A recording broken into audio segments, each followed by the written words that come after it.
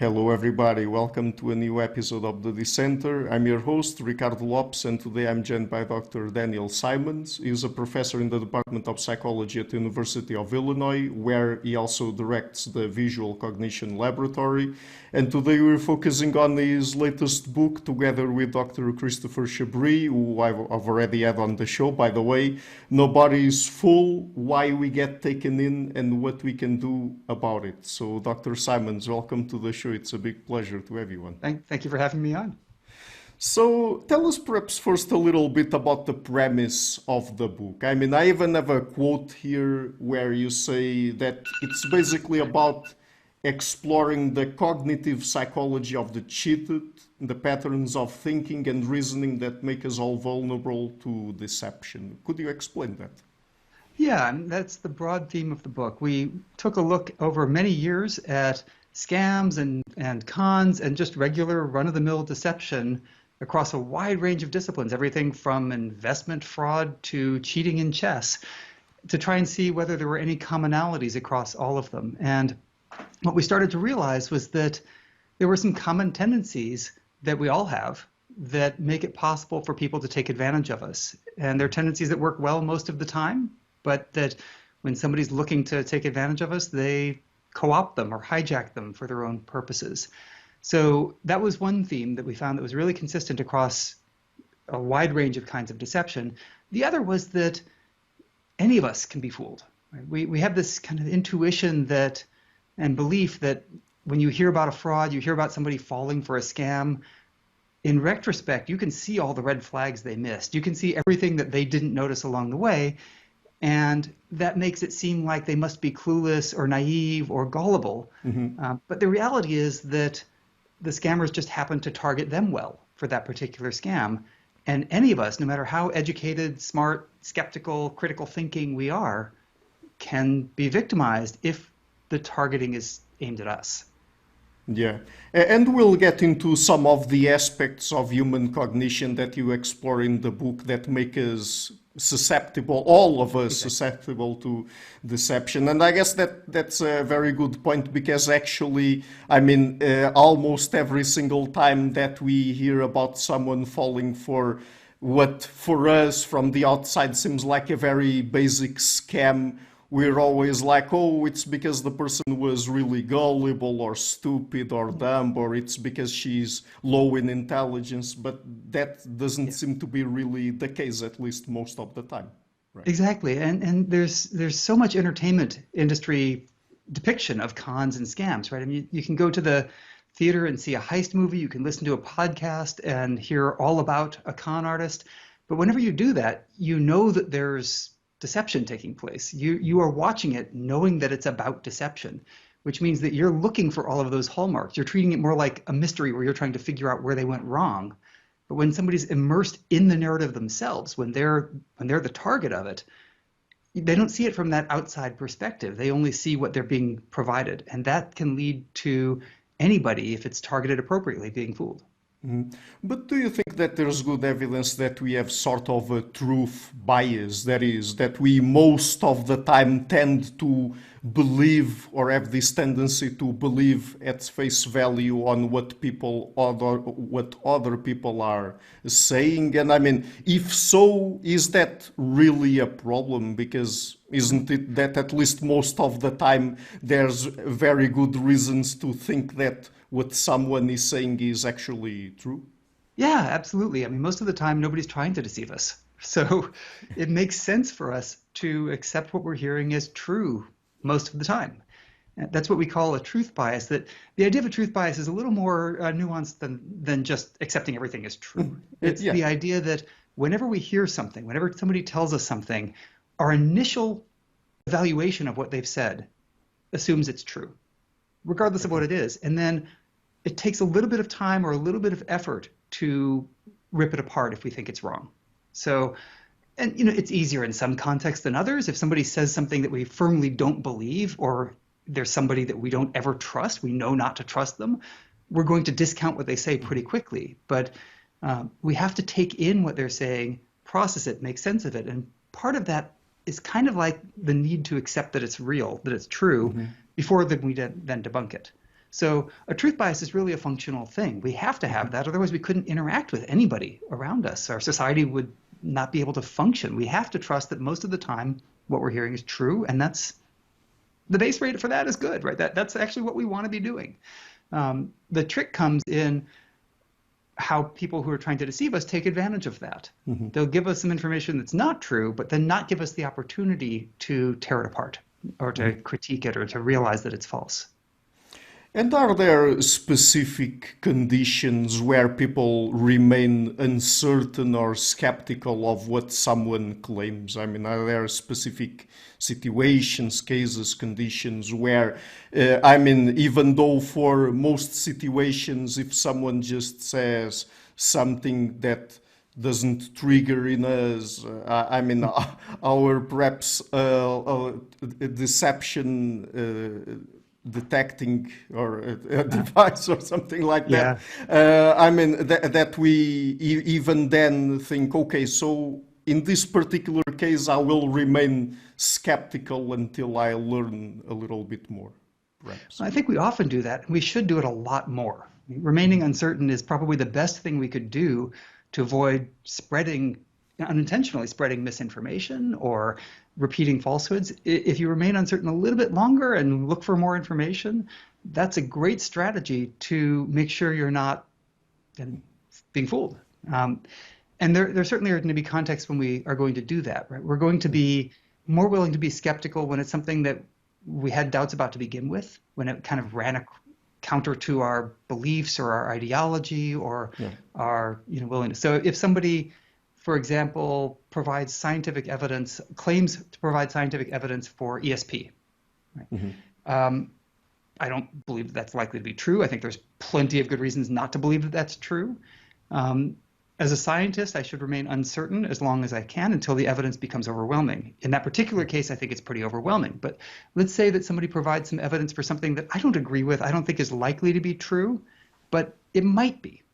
Well, that's a context in which I should remain uncertain a little bit longer. I should be willing to accept the possibility that I was wrong initially, or that the evidence that they're providing is wrong.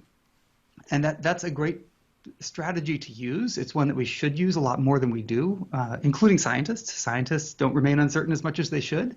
They're much more willing to take on a strong belief and then discount anything that runs counter to it. But we should remain uncertain until the evidence is clear. The problem is we rarely have the time or energy or willingness to do all of the digging that we need to show that it's actually clear. And so let's get into the aspects of human cognition you explore in the book that really make us all susceptible to at least some degree of deception. So you talk about 4 different things: focus, prediction, commitment, and efficiency in the book. So starting with focus, what is this really about? Yeah, so those four elements are what we call habits. So they're cognitive tendencies that apply most of the time in our daily lives. They're things that we have to do that usually are really, really effective for us. So focus is the idea that we primarily direct our attention to what we have right in front of us, the information that we have. Most of the time, the information we have is the information we need. So it makes sense to focus on what we're doing, what we're looking at, what we're thinking about at that moment. The challenge of focus is that we often don't realize when we don't have information that we might actually need. And that's where we run into problems. So the idea of focus is that most of the time we use the information at hand to do what we need to do with it, to make sense of the world. And that's usually a great thing, and we usually don't have to worry about all of the other stuff that would just be distractions from the thing we want to pay attention to. The problem comes when the things that we're missing really should be influencing our judgments, our decisions, or our reactions to the world. And people who are looking to deceive us will deliberately focus your attention on one thing. So if you've ever been to a magician's show, a magic show, the magician is going to direct your attention. They're going to get you to focus on the effect, what they're wanting you to see, and away from the method, the hidden information that they're trying to keep away from you. And they're going to do lots of things to focus your attention. They're going to have a lot of witty banter and joking. That gets you focused on what they're saying and not what they're doing. But again, the idea is we focus on a limited amount of information. We can't focus on everything. And the end result of that is sometimes the things that we're not focusing on are things we need to pay attention to. You mentioned magicians there, but I guess that there's another instance where people really try to make us focus on just the positive aspects of something and make us lose focus of the perhaps more negative aspects of something. Like, for example, when a company is trying to sell us its products. I mean, in advertisement and all of that, advertisement is basically all about that, right? It's basically about focus and just focusing on the positive aspects of product. So how do they do that exactly? Well, I mean, they're just taking advantage of the fact that we do that naturally. So advertising, I don't tend to think of advertising in the same light as cons and deceptions. They have a goal. They want you to think about their product and not alternative products. They want you to be directed attention to the positive features of their product and not to the negative ones, right? So, so what do? They just don't present the negative ones.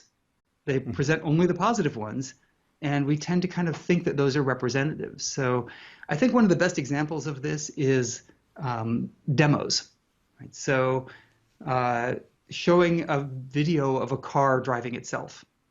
And we see that video and say, wow, okay, I would love to be able to do that and just read a book while the car is driving me to work.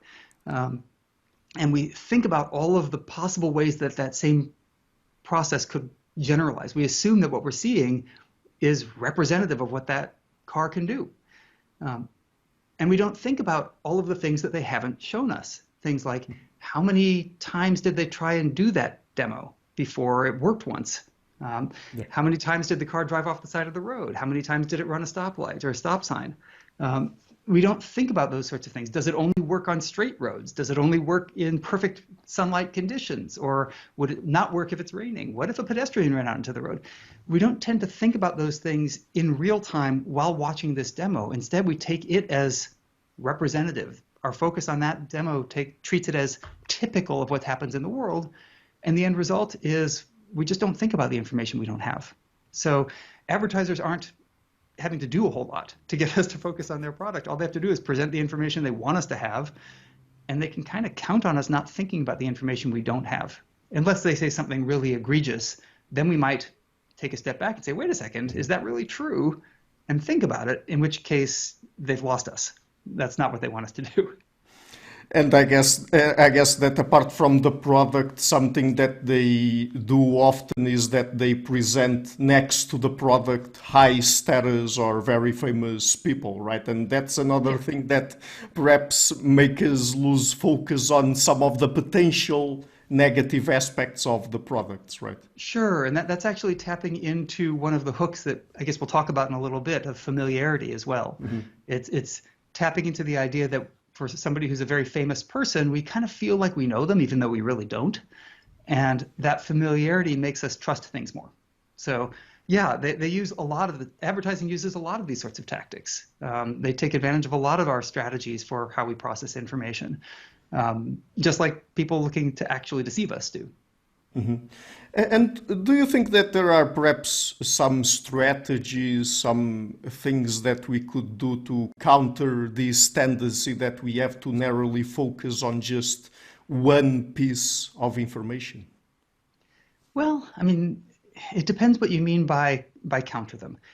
Can we make it so that we can take in everything at once? No. I mean, there are limits to... That's unrealistic. and people like to kind of think... So you might know my earlier studies with people passing basketballs and a person in a gorilla suit walking through a video. And people don't... About half the time, people who watch that don't see the gorilla. And one of the most common questions I get is, well, what can I do so that I see the gorilla? And my reaction to that is, first, there's nothing you can do that would make it so that you can always see unexpected things. And second, that would be a terrible thing for you. You do not want that, because there are limits on how much we can pay attention to, and those are structural limits on how our minds work. We all have that sort of limitation. We can't take in everything all at once. Instead, we have this remarkable ability to focus on what we care about and to ignore distractions.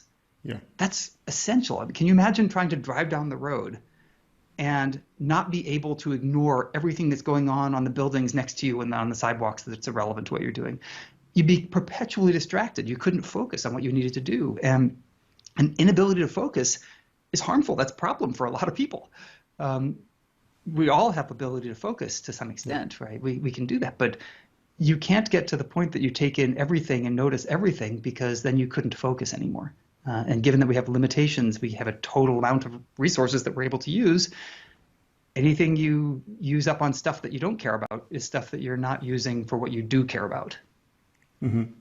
And I guess that the aspect you mentioned there about expectations leads us to the second habit you explore in the book, that has to do with prediction. So what's that about?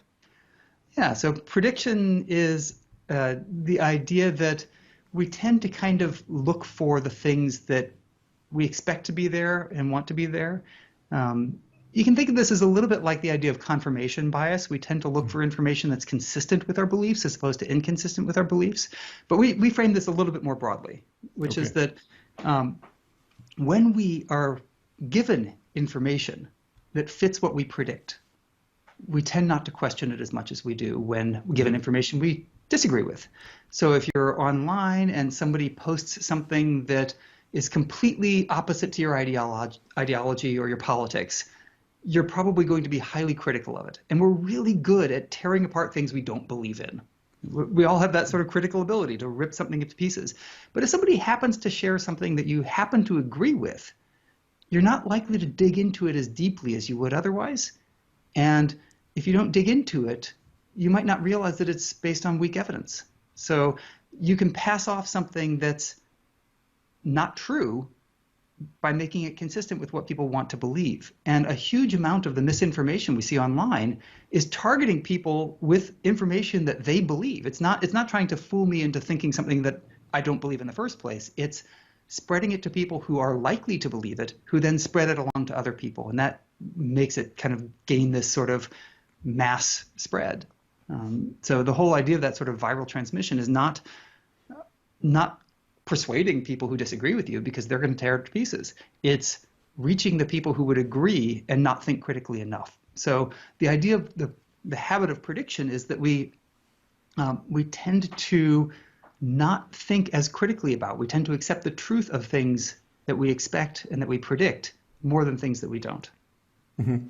And perhaps linking here to one of the first points we made in our conversation when we mentioned that being deceived has very little or nothing to do with people being more gullible or less intelligent. Right. I mean, can't it happen that if someone is better at reasoning, they might even be more blinded by their own expectations? Yeah, there's some suggestions of that in the literature, that people reason really well, even for simple problems known as syllogisms, where you give people a logical sequence, where you give them two premises and then a conclusion. If that conclusion fits your beliefs, you tend not to question whether it's logically sound as much as you do if you disagree with it. So if you have a conclusion that gun regulations save lives, which is, of course, an issue in the United States, not as much elsewhere in the world, fortunately, for the rest of the world. But if you believe that gun regulation will save lives, then a conclusion that fits that, even if it's not logical, even if the premises don't lead to that conclusion, you're going to tend to accept it as true. Whereas if you think that gun regulations are bad, you'll find the logical flaws. And the same thing if you flip it, if you reach the conclusion that gun regulations are going to hurt safety, then if you believe that, you're not going to be as critical of premises that don't match it, right? That don't actually lead to that conclusion. So yeah, very smart people can tear apart conclusions that don't follow if they disagree with them, but are not as critical when it comes to things that they agree with. And can this sort of expectation-based reasoning have a negative impact specifically in science and the production of scientific knowledge? I think it's actually the biggest source of inadvertent scientific errors, just mistakes. One way to think about this is, imagine you're doing a study and you have a new experimental treatment and you want to test it in a a randomized clinical trial. So you have a treatment and you have a placebo, and you expect the treatment to do better than the placebo. And that's what you find in your results. So great, publish it. What if you'd found that the placebo did better than the treatment? Well, what would you do as a scientist?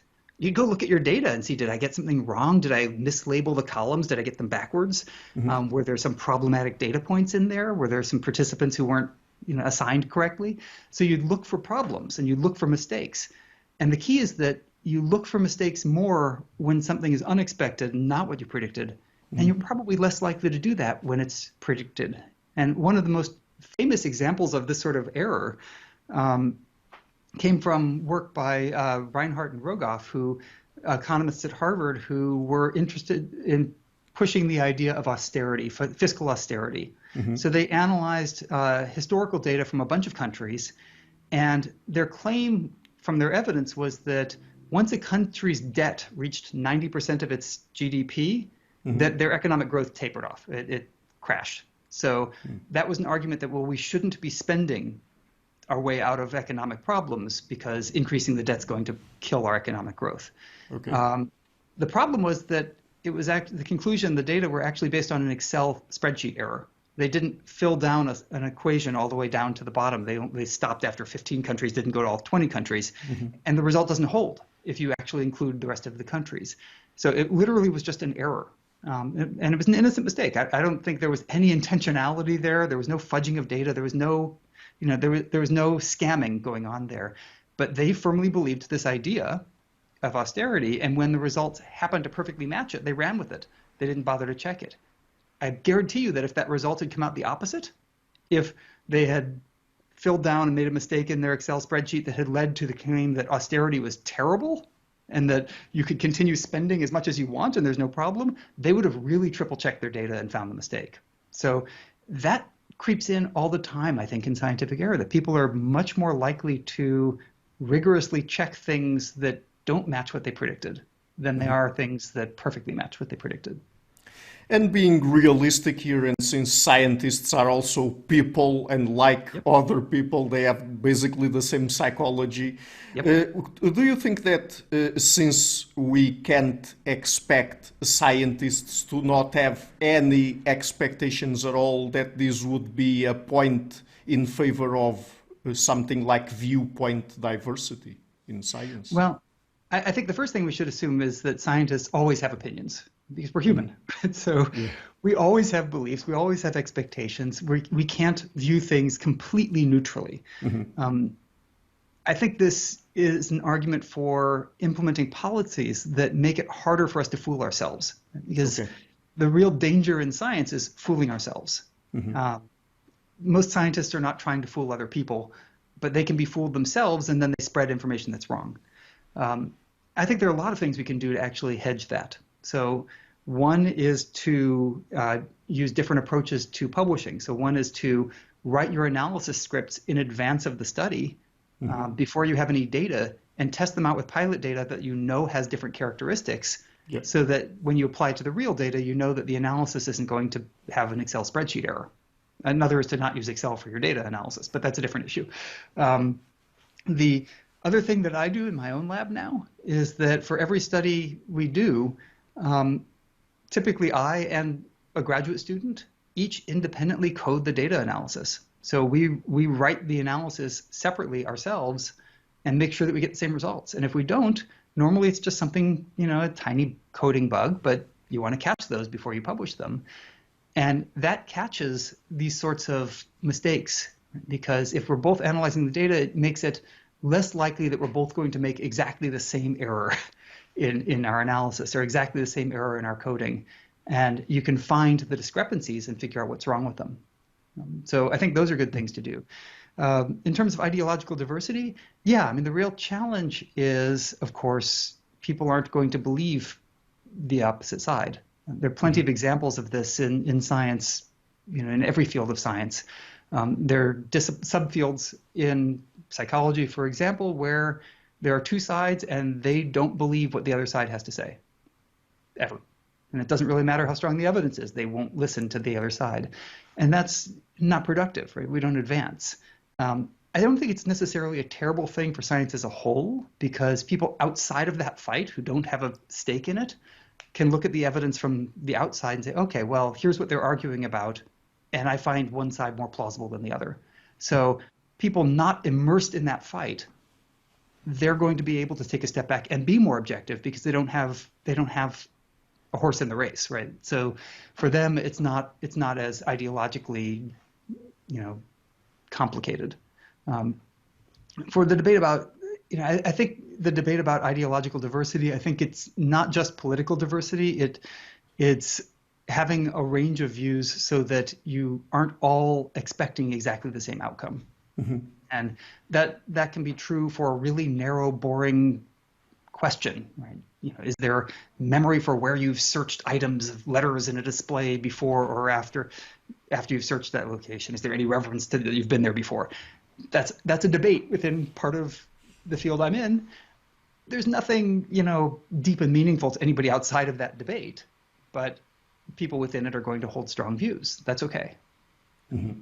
So I think there's inherently diversity in the sense of having different perspectives on the same phenomenon in science, that otherwise there's no interest in doing a study that everybody knows will come out the same way. Mm-hmm.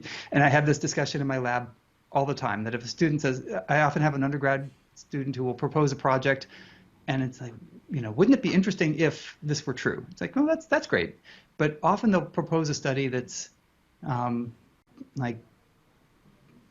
okay, and I'll ask them, is there any reason anybody would disagree with your prediction? And if there's not, then maybe it's not as interesting to do it. It's more interesting to do those studies where if it comes out one way, it supports one view. If it comes out a different way, it supports the other view, and both of those are interesting. That's the optimal kind of study. Mm-hmm. And the third habit you mentioned in the book is commitment. So could you tell us first what commitments are, and perhaps the differences between assumptions and commitments, because that's also something you explore in the book. Yeah, so a commitment is an assumption that's held so firmly that we no longer are willing to question it, and we don't think about it at all anymore. It just becomes ingrained in how we act. So we all make assumptions all the time. We have to. We don't always have all the information. We have to assume a lot of things about the world and about how other people are acting with us. And so assumptions are normal, what we expect. Commitments are when they can sometimes become maladaptive. So often we want to have strong commitments to some things, right? That's not necessarily a bad thing most of the time. The problem comes when you are so firmly committed to something and it happens to be wrong that you don't question it. So I think my favorite example of this from the book was a discussion of a person who was a victim of Bernie Madoff's Ponzi scheme. So the investment Ponzi scheme fraud, biggest Ponzi scheme in the modern era. Yeah. And there were a number of people who were questioning what was going on with Madoff's scheme. They were suspicious that there was something fraudulent going on. And one of them told one of his customers, he had a customer whose parents were heavily invested in Madoff. And he told this customer, it's like, you should tell your father this isn't good. He should be getting out of this. He shouldn't be trusting this. And the father's response was, well, he just doesn't know Bernie. I know Bernie, and Bernie would never screw us. That's a commitment. Mm-hmm. It's so firmly held that there's no way that Bernie Madoff could possibly be somebody who would treat us badly. And when you're committed to that belief, anything goes. You're not willing to take a step back and say, could this be a fraud? Because no, he'd never screw us. It's a firm commitment.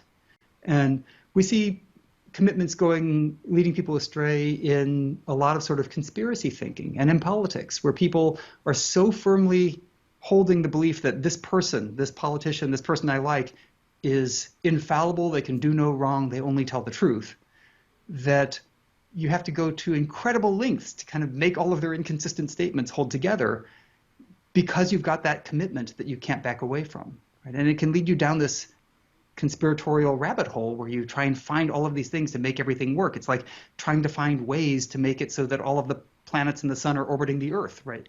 If you start with that assumption, you can find all sorts of weird, convoluted ways to make it seem like it kind of works given the evidence at hand, Yeah.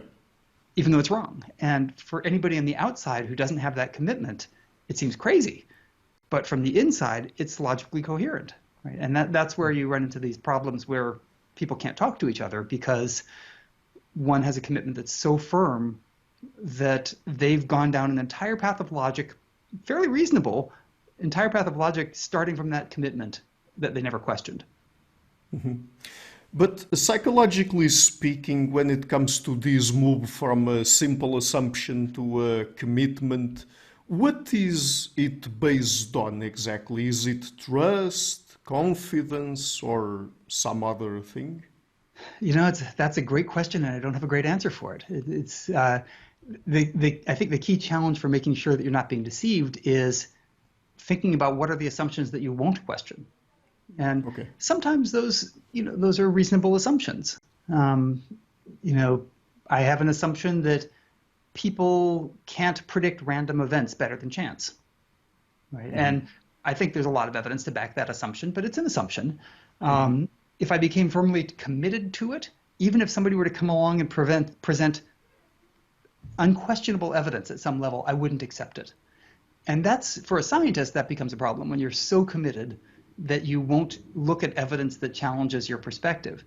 That's when it's moved into commitments rather than assumptions. And but what leads people to go that route? It's a great question. I wish I had a strong answer for it. That's fair enough. So let's get into the final habit before we talk about the 4 hooks you also explore in the book. So efficiency, what does that mean in this context exactly? Well, efficiency is just a tendency we have to try and get things done in the fastest way and simplest way we can with the least effort, which the vast majority of the time is exactly what we want to do, right? You don't want to take the long way to work. You want to get there quickly. So efficiency is usually a great thing, and it just means that we sometimes don't ask questions when we should. So when people are looking to deceive us, they take advantage of the fact that we aren't likely to ask more questions. We're not likely to dig deeper. And we take glib, empty answers as good enough so that we can move on. And one way to think about this is it can be really uncomfortable and awkward to ask for more information.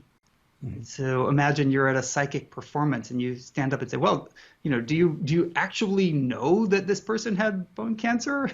Yeah. Or, well, you started with Rob and then you said Bobby. Why didn't you start with Bobby? Right? Those sorts of questions are awkward to ask. And imagine you're getting a business pitch. Somebody's pitching you, and they want to be a consultant for you, and they cite all of their success stories. It's like, well, that's great. It's really uncomfortable to ask, what are all your failure stories?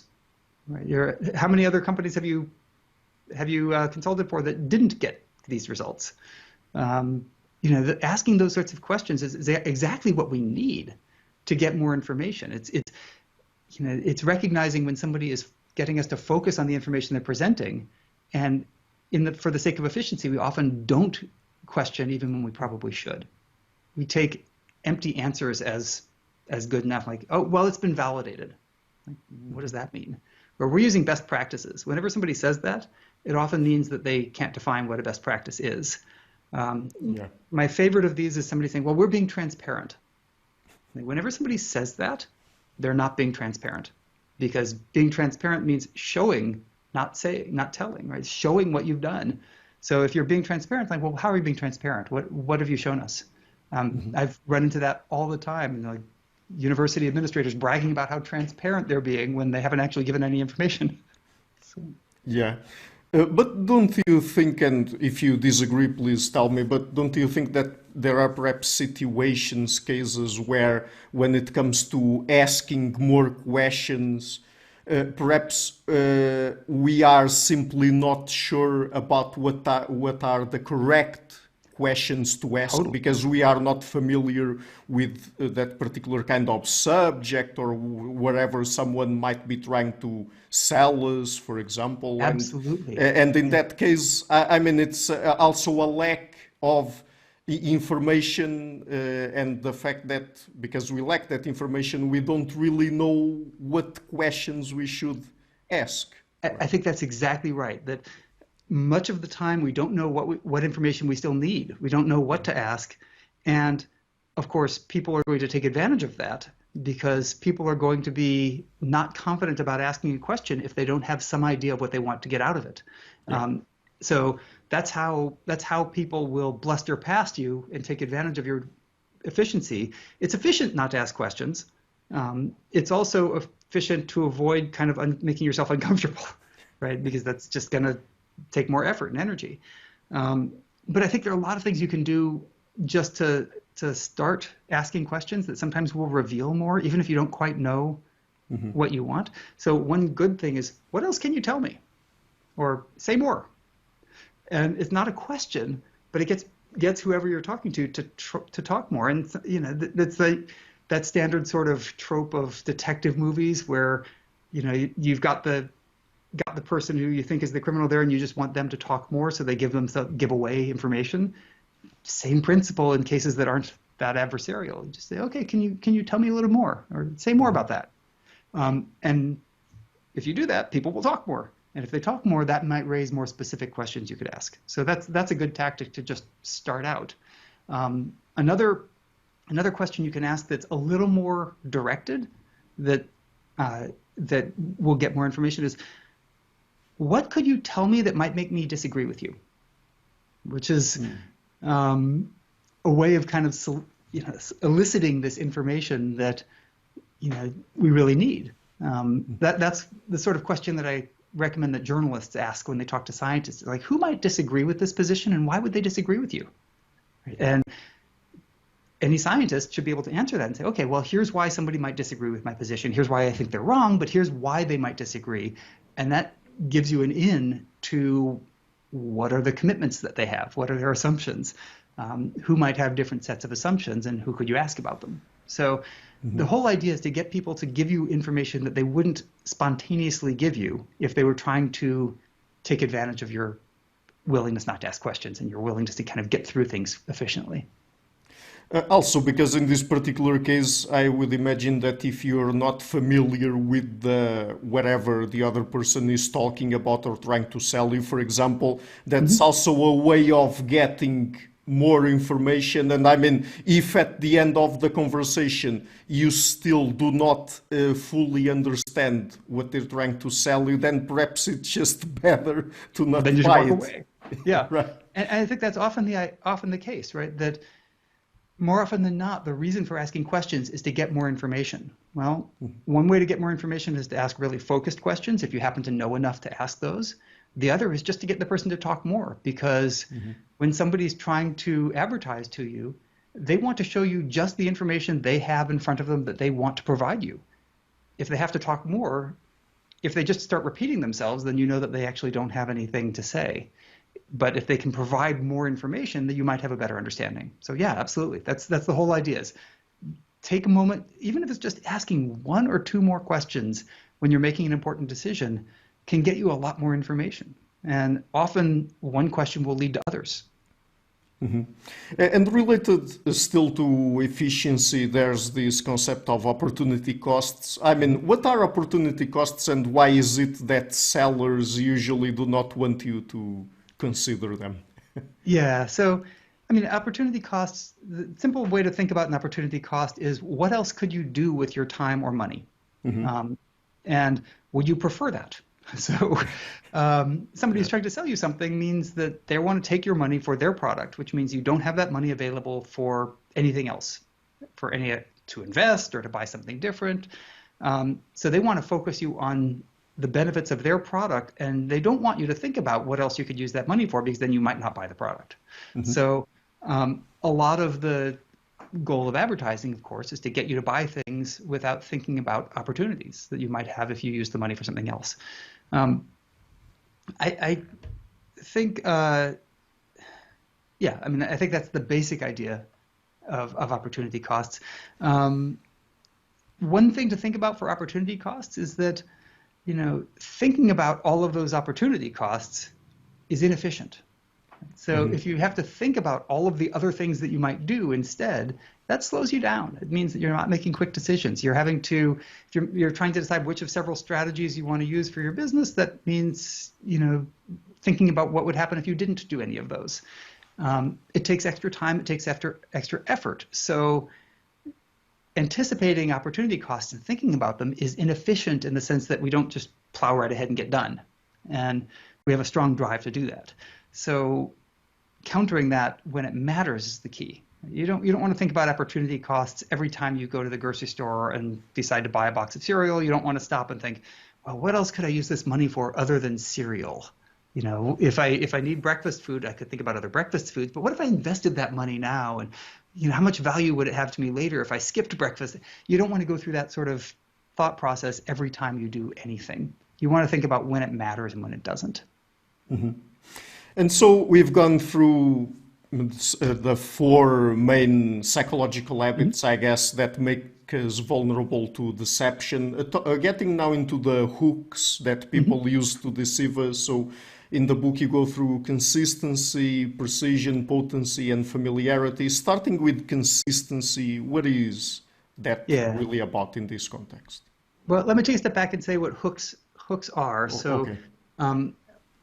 We think of hooks as information in a form that we find really attractive. So people who are looking to deceive us are going to present information in a way that appeals to us, that we find more likely to be true, that we don't think as much about. So again, it's one of those tactics people use to get us to stick with our initial assessment that something is true and not to question it as much. And all of these hooks lead us to sort of jump right in without thinking. So the metaphor I like to use for this is a bullfight, a matador. And so the matador is going to stand there perfectly still with their red cape, and they're going to wave that cape around, and the bull finds that irresistible and charges right in without realizing that there's a blade behind it. So that sort of running in without thinking about it is what happens when we get information that we find particularly appealing. And it's not always just blindly running in, it's just accepting something is true when we maybe shouldn't. So the first of those that you mentioned is consistency, which is, and again, just like for the habits, the vast majority of time, these kinds of information are really good. They're really useful. Consistency is a perfect example of that. Usually, if something is consistently the case, that means it's reliable, that means it's predictable, that means we can count on it. And those are typically great things. Right? For most of what we do in the world, having something be consistent is terrific. That's what we want it to be. The problem comes in that we don't always recognize first when we shouldn't expect consistency and don't look for when it should be varying. But second, when somebody's looking to deceive us, they use these hooks. They'll present these hooks without having the underlying truth behind it. So somebody will present information that seems really consistent because it's fabricated, not because it's actually genuine and reliable and robust. So in fabricated data, this is something that happens in science, unfortunately more often than we'd like. People who have committed scientific fraud often will present results that are consistently great. Right? They get the same result every single time and just as strong an effect every single time, when in reality that's not how randomness works, and it's not how human behavior typically works. You don't always get the same thing every single time, especially in sort of a field where there's a lot of randomness inherent in it. Even in physics, where you're measuring something really, really precisely, and you want to get the same result every time, there's still randomness in the measurement, and it's not going to be exactly the same to an infinite level of precision every single time. You expect that noise. So if somebody gave you exactly the same thing to 20 decimal places every single time, you'd worry about it. You should be worried about it because that doesn't account for how random things are. So somebody who's committing fraud will present that consistency because we like consistency. It appeals. If somebody can get the same results every time, it's like, wow, that must be true. And the reality is that yes, if they genuinely got the same result every time, that'd be great. And we use that as a great rule of thumb most of the time. But when somebody's committing fraud, they just don't have to do the data, don't have to do the actual studies. They can just make up consistent data, and that appeals to us, and we don't think critically enough about it. So it's basically that idea if it's too perfect or too good to be true. So I mean, if it sounds like that, then probably it's not true. Well, and that's the challenge, right? Because what sounds too good to be true to one person sounds just good enough to another. And so it becomes really difficult to use that rule of thumb consistently because, something, a con artist or a scammer who's targeting you is going to make it sound just good enough. Whereas the person next door to you who hears that same pitch might say, that's ridiculous. That's way too good to be true, right? So it has to be targeted appropriately. And I think targeting is what counts for whether you think it's too good or just good enough. But they're going to present information that is good enough that you will accept it as true. And they use all of these hooks, but consistency is, I think, in science, one of the most common ones, to give you data that just seems great. So I think one of the famous examples of this is Jan Hendrik Schön, was a German in America in Bell Labs, but he studied superconductivity back in the early 2000s and was a physics superstar, young guy at what was then Bell Labs. And he published, I think, 16 papers in the journals Nature and Science, the top two science-wide journals, 16 papers in 2 years himself. And that's like the output of an entire top-notch physics department in 2 years. It might be higher than that.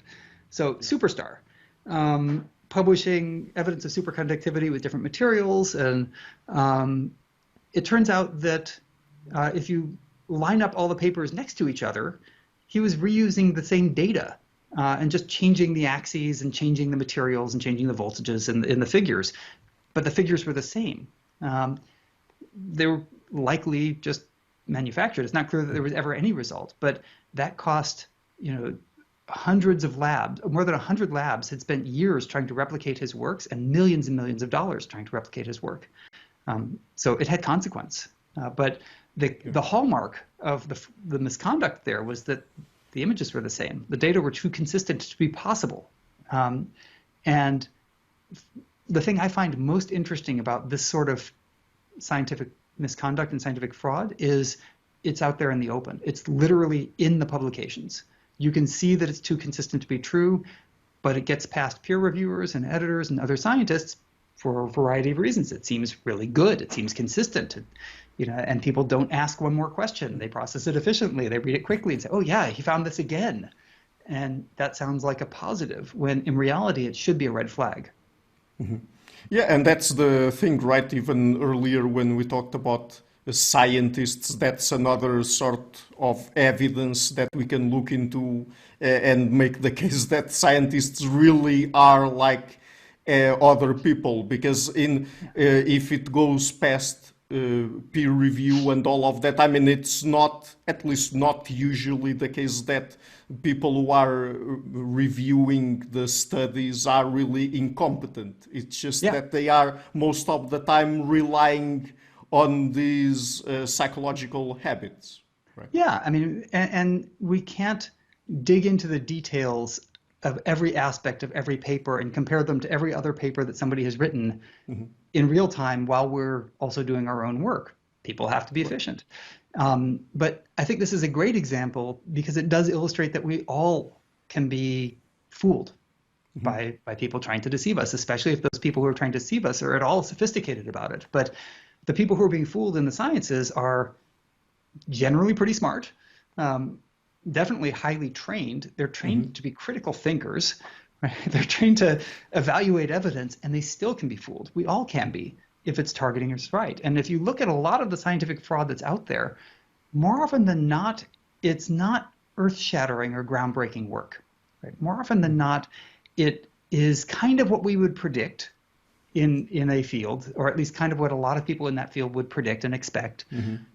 It's often a little bit more impressive in some way. So it's methodologically heroic. It took a huge amount of effort to do, or it used a group of participants or subjects or a population or animals that are hard to access. So that makes it more impressive, right? It usually is slightly cleaner, slightly better than what other people have found.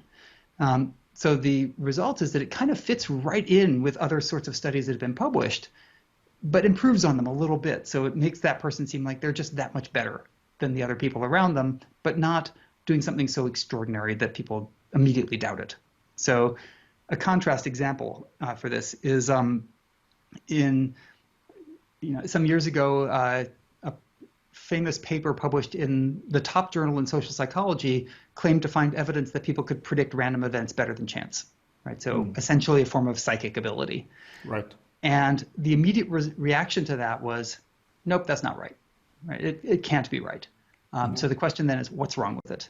But that was because it didn't fit into what people already believed. And it wasn't fraudulent. I think it was somebody fooling themselves, with their analyses. And there were lots of issues with how they did their analyses. But it wasn't fraud, and that would have been a dumb study to make up, right, as a fraud, because people would immediately discount it and start digging into it and looking into the problems with it.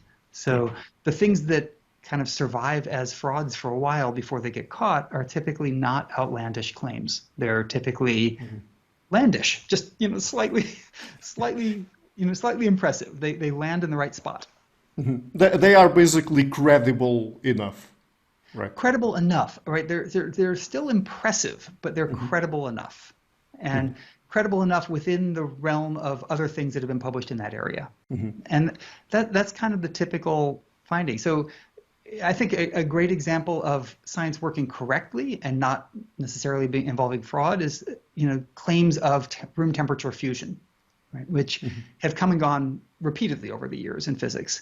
Yeah. There have been cases of fraud in that world, but more often than not, it's just somebody there's something odd about the materials they're working with, and they didn't figure out what it was, and it sounded good, so they went with the claim that it was, cold fusion, and then physicists immediately dug into it because that's a big claim, right? And big claims require very strong evidence, and people will dig into them more.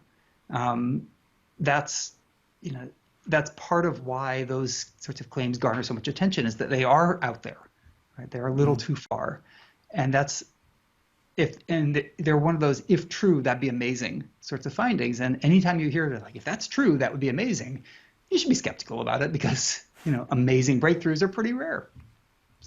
Right. So getting into the second hook, familiarity. I think that we've already mentioned this briefly earlier in our conversation, but what does familiarity indicate to us exactly? So usually familiarity is a great cue to something being trustworthy. So imagine, your friends, your family, people you know personally.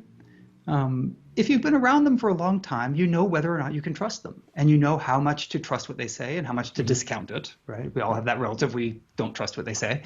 But for the most part, if you're around people a lot, that familiarity makes it reasonable to continue to trust, to accept the truth of what they're saying without questioning it as much, right? It makes the truth bias reasonable. And that's a great cue for us most of the time. It becomes a problem in terms of deception because we mistake superficial familiarity with genuine familiarity. So we see a celebrity a lot, we hear a lot of interviews with them, we kind of feel like we know them. And because we kind of feel like we know them, we tend not to be as critical when they say something, as we should. Romance scams, which are a major source of scams, financial scams and other sorts of scams right now, often targeting older folks who are lonely, divorcees or widowers or widows. And the way they work, it's almost entirely online, and they establish over time familiarity. Right? You feel like you're getting to know this person who you're interacting with a lot online, but you've never actually met them in person. And they probably look nothing like what they tell you they do. And those scams are really effective because we confuse the sort of familiarity we sort of evolved with, interacting with people directly, having close associates that we know really well, and can distinguish from people we don't know very well. We confuse that with, friends on Facebook who you might never have met in person or you encounter only on social media. And people can present a persona very easily. So somebody looking to deceive you is going to take advantage of that, present themselves like a friend would, and take advantage of that experience of familiarity. Mm-hmm. And what about precision? So what does it mean to be precise here? And basically, how can we distinguish reliable information from detailed, concrete information that is just BS?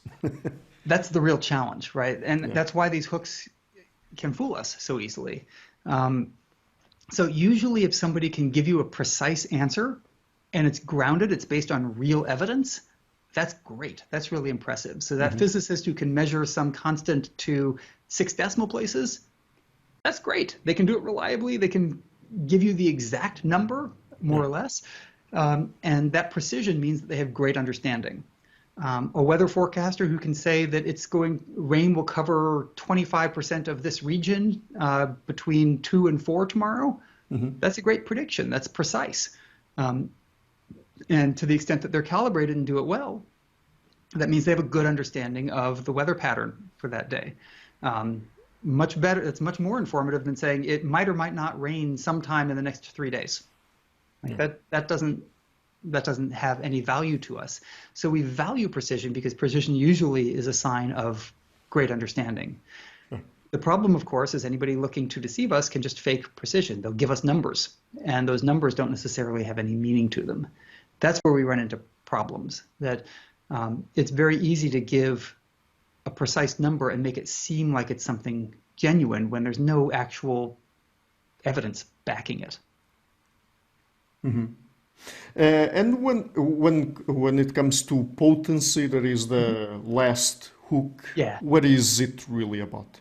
So potency is I view it almost like, the desire for big fixes, quick fixes, that this one simple trick will fix your problem. There's a reason why that clickbait works well on social media.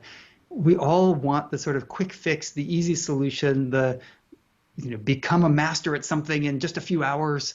That sort of ability to sort of radically change things with the minimal effort. So big effects from small effort, small intervention. There are rare cases where that holds true, right? Where a tiny little thing can have a gigantic effect. The discovery of antibiotics, discovery of vaccines, huge consequences from a tiny little thing, right? Those are rare and few and far between, but we have this tendency to kind of assume that things should be easier than they are, right? That we can stave off the effects of cognitive aging by playing a brain game for 10 hours. Nope, not going to work. But that potency, that desire for potent effects, right, genuinely is a good thing when it's true. It's just that we see it far more often than we think we do. And people who are looking to deceive us always take advantage of that one, right? That who are trying to sell us some sort of fake product will always claim giant benefits from something that really doesn't have giant benefits. As a general rule, big consequences require big interventions. Right? You don't get a big outcome from a small thing. But, and again, I imagine that here, as we said, it has nothing to do or very little to do with cognitive ability, but with lack of information. Because if, for example, you are a scientist of a particular area and you are advertised something that promises to get huge benefits from very small investment or from a very small thing, and you are sort of familiar with what they're talking about, you would say immediately, oh, this is just BS, come on, it's much more complicated than that. But people who just lack that sort of knowledge are much more vulnerable to that kind of advertisement, for example. Well, and even scientists fall for this sort of stuff all the time, right? There was an entire field of what sometimes is called social priming, where you kind of flash some words briefly or have people descramble sentences. And the claim was doing that sort of trivial task would have these big effects on behavior, right? That it would actually change what you do. And it was sort of a cottage industry in social psychology to generate these effects that were more and more kind of outlandish, like, scrambling and unscrambling sentences related to being old makes you walk more slowly. Yeah. It just doesn't, none of those hold up. But there are tons and tons of papers in the literature on this. Big interventions designed to remedy really complex social problems.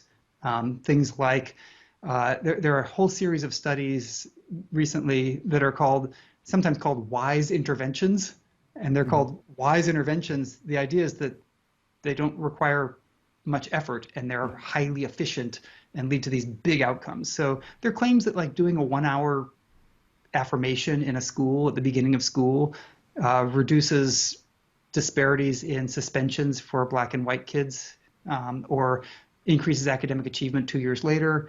It's like, these are really complex, multiply determined problems in society, right? The suspension gap there's so many factors that contribute to that suspension gap. And it's not just something that's going to go away with a 1-hour, thinking about yourself intervention. But these things are pervasive in the schools. Growth mindset interventions. You probably have heard of growth mindset. Yes. Yeah, so there are claims that, a 1-hour affirmation, 1-hour growth mindset intervention is going to change your academic performance sometime later. Like, well, you'd be hard pressed to find a school district in the United States, at least, that doesn't apply growth mindset in some way.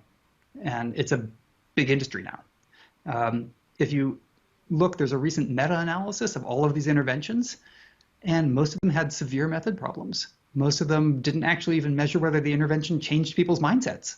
And if you look at the handful of them that did it well, there's basically no effect, right, of these interventions on academic performance or outcomes. So it's one of these things where it's, a tiny little intervention to address something that's a big societal complex problem. Yeah. And people find those really appealing and aren't sufficiently critical of them when they are made, because as scientists, we should be always skeptical of big effects from small interventions, but they appeal a lot when they're true. And if it were true, it'd be amazing, right? If it were true that you could just spend an hour and fix a major problem, that'd be great. Just, we tend to find it more appealing than we should. Yeah, and I mean, I guess that generally speaking, if we're talking about a multifactorial issue, if someone claims that just targeting one single factor will solve it, it's probably not going to happen. Right? Yeah, and there's this sort of, desire to find the single solution, the single cause, fixing one thing to fix all the things. And, often that's not a terrible approach to look for, to try and find that single cause. This is a common practice in medicine, right? If you have somebody who's got a bunch of symptoms, you want to look to see, is there one thing that's causing all the symptoms? And often there is, and that's the simplest possible explanation for what's going on. In these cases, it's more commonly, there's one issue that we want to address. There's basically one symptom, say racial disparities in suspensions, or and we have that one issue, but it's caused by many, many things. And those are cases where fixing one of those many, many things isn't going to likely have a complete effect on the outcome. Right? It works great when you've got one cause for many symptoms. It doesn't work so great when there's many causes for one symptom. Right. So I have 2 or 3 more questions before we wrap up the interview. About the hooks, is it that the best deceivers out there resort always to all 4 hooks, or can they just resort to 1 or 2 of them? How does it work exactly? I think it varies a lot based on what's necessary to pull somebody in and what the scope of a deception is. For something that's just sort of a very limited sort of fooling somebody, just, quick encounter where they're just trying to pass off some product, they might not use more than 1 or 2 of these. Something that's a long-running scam, likely has to adopt a lot more of them. So take Bernie Madoff's Ponzi scheme. I think that's a good example of one, ran for 15 plus years, where he didn't process a single transaction. They were all faked for that long a duration. And so he used focus to some extent because he's going to give you the information that you want, your returns, but not tell you all of the details about how he managed to do that. The missing information. He's counting on you not asking, how is it that you managed to get identical returns month to month, year to year? Because nobody else can. So most people don't ask that. Most people don't ask for more information than he provides. And he set people up to expect the same returns every year. Right? That they would get their 8 to 14% every year, not having any down years. And as long as they kept getting what they expected, people didn't complain. They didn't question it. If they'd had a big down year, they would have questioned it, but he gave them what they expected. He counted on commitments, as we already discussed, that people trusted him and they didn't think he would be ever the sort of person who would screw them over. He was also familiar to many of the people who invested with him. He specifically targeted members of his social community in New York, especially. He selected the people who could invest with him. He didn't just let anybody invest with him. He would turn people away. So he selected the people who were investing with him. He used precision. So he would give people this huge printout of records of trades that were all fabricated in their reports. It wasn't online like it would be for most major investors. It was just all of these trade transaction forms. So lots of detail there that just didn't have anything backing it. It was a perfect example of giving precise information without any substance to it. Potency, maybe he didn't use a whole lot, because we think of potency as the classic Ponzi scheme where invest now and you're guaranteed 50% returns in 6 months. He never did that. In fact, he kind of performed about the same as the S&P 500, the major stock index, over the course of his Ponzi scheme. His investment wasn't that outstanding. It was just stable. He never had a down year with Bernie. So he used consistency a lot more than he used potency. But yeah, I mean, he used a lot of these techniques in how he went about it. Which in a way perhaps made it even more credible. Yeah, well, in order to keep it going that long, he would have to tap into a lot of the sort of ways of thinking that keep people from questioning the truth of what he's saying. So yeah, I mean, that's right. The longer something goes, the more complex it is, the more they're going to have to rely on deceiving you in different ways. Mm-hmm. And another question I had here is, so we've already mentioned several times how this has very little or nothing to do with people's cognitive ability or any other kind of psychological traits, but isn't it the case that many times scammers or deceivers target specific vulnerable people? Of course, to Absolutely. do that, they have to have specific kinds of information about specific people. I mean, Yep. sometimes they target just the elderly in general. Sometimes they might target very specific niches of people, like, for example, if it's a romantic scam, they might target people that they know are single and do not like to be single or something like that. But I mean, it's also the case that some of the most successful scammers are also the ones that know who to target. Absolutely. Right. So there are two different approaches, right? And there undoubtedly are some people who are more gullible than others. Right? There are going to be individual differences there.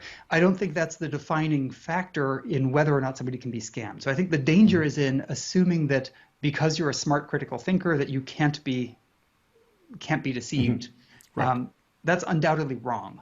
The idea that some people are more likely to be deceived than others is certainly true, right? And some people are more easy to target than others. But there are two different approaches that scammers can take. One is to specifically learn a lot about a person and meet them where they are. So yeah, if you're a romance scammer, you're not going to target somebody who's happily married. That's just not going to be an effective target.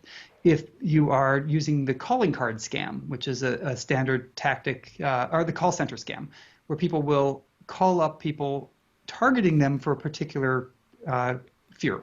So often the scams are often based out of other countries, and then we'll call into, say, the United States, and we'll target people who are here on a limited visa status or here illegally, and we'll threaten them with deportation or with arrest unless they pay up right away.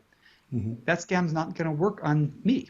Right? It's going to work on somebody who's an immigrant. And there are variants of it that will work. There are variants of that work on professors. Right? There's a variant of this right now, which is really clever. So if you are a professor who gives invited talks at conferences on occasion, quite often the conference organizers will arrange your hotel and some of your travel for you. So there's a con right now that's working pretty effectively where the con artist will look at the conferences, figure out who's invited to speak, and will call those people and pretend to be the conference organizers to arrange their travel. And they'll arrange their hotel and flight information, which means they get all of their personal information and their credit card. And they have nothing to do with the conference. They just looked up the information and targeted.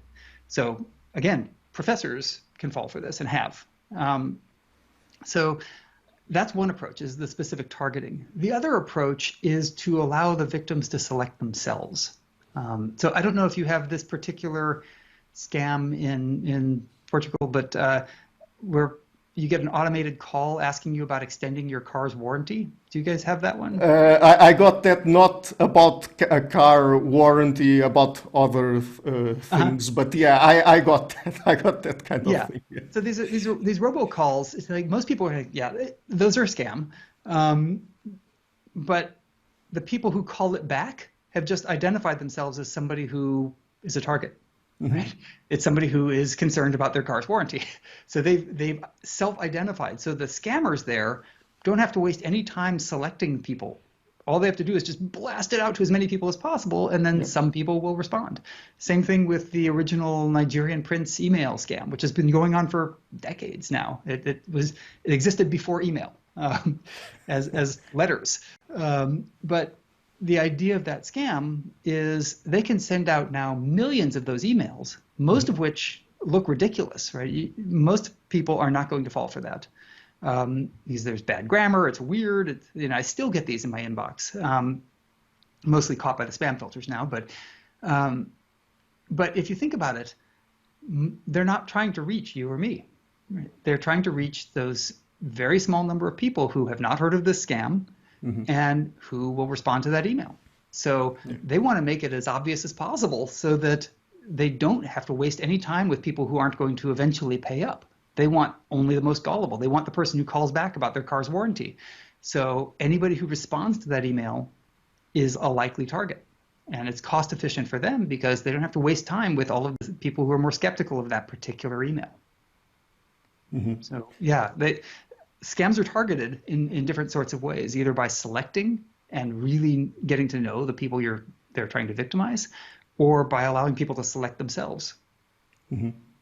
So my last question then, I guess that we can say here that there's no foolproof way of us being able to always identify the scammers and the deceivers, but I guess that the point of your book here is for people to be more aware of the fact that we have this sort of psychological habits, this truth bias, and to perhaps in specific situations be more aware and wary of certain things that people say, and perhaps ask more questions in specific situations as well and stuff like that, because most of the time our truth bias still works.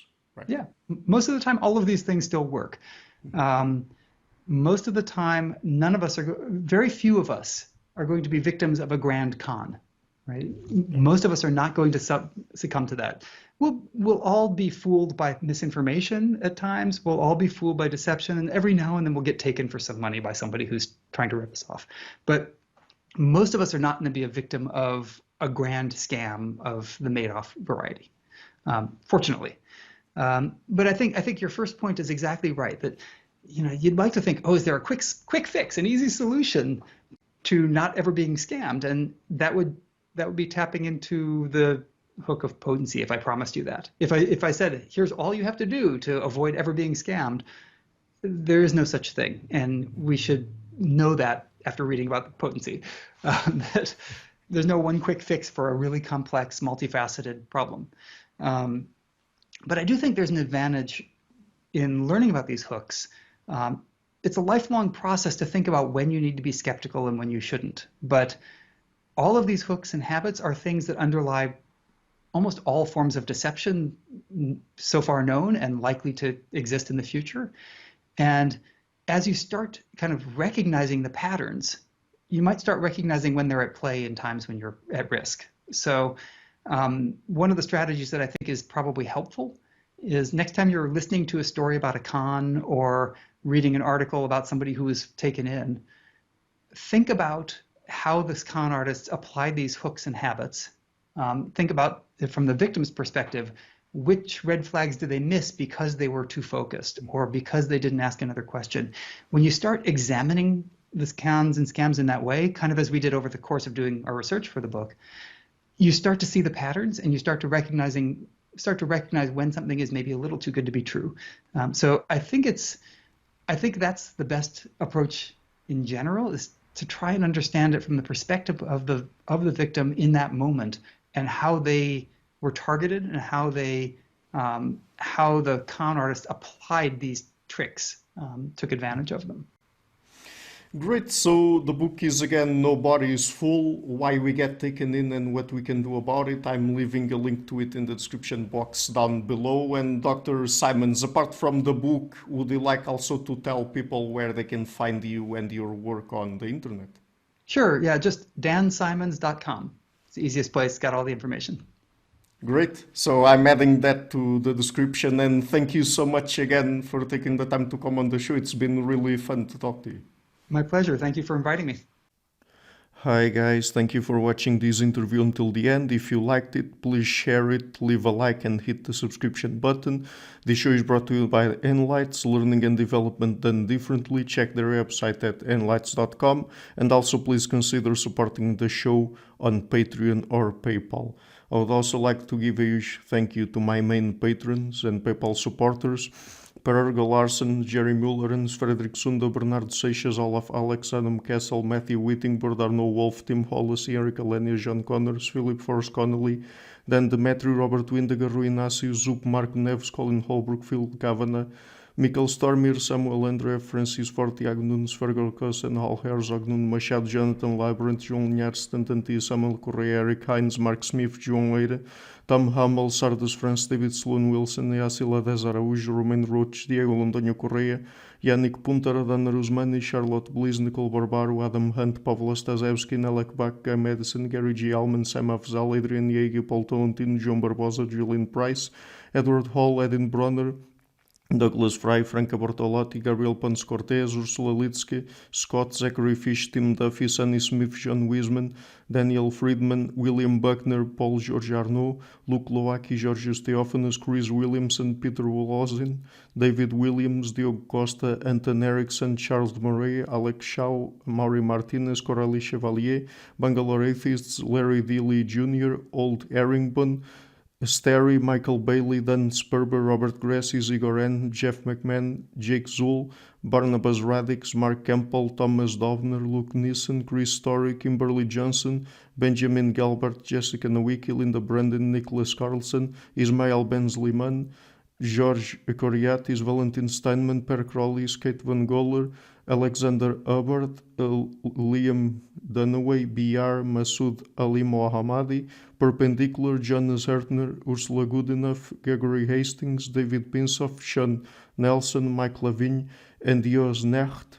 A special thanks to my producers, Isar Webb, Jim Frank, Lucas Stafiniak, Tom Vanagdam, Bernard Ugni, Curtis Dixon, Benedict Mueller, Thomas Trumbull, Catherine and Patrick Tobin, Giancarlo Montenegro, Alnick Ortiz, and Nick Golden, and to my executive producers, Matthew Lavender, Sergio Quadriano, Bogdan Kanivets, and Rosie. Thank you for all.